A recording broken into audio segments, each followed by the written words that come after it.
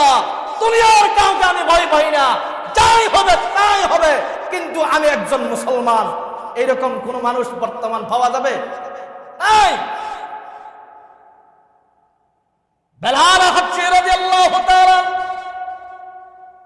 বলে, হ্যাঁ আমি কালেমা পড়ে মুসলমান হয়ে গেলাম। উমাইয়া ইবনে খালাব সাথে সাথে বলে, তোমাকে তো ছাড় দেওয়া যাবে না।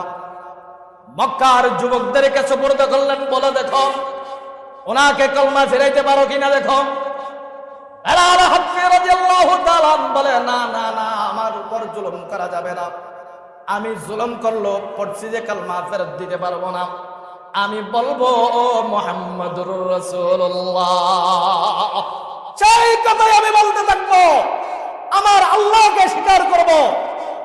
বেলাল হাবশী যখন এই কথা বললেন, মক্কার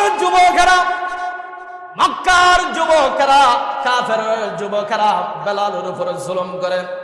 এই যুবকের দল মুসলমানের মধ্যে, ঈমানের মধ্যে, ইসলামের মধ্যে যুবকের, আল্লাহু আকবার, যুবকের সবচেয়ে বেশি অবদান ইসলামের মধ্যে আছে।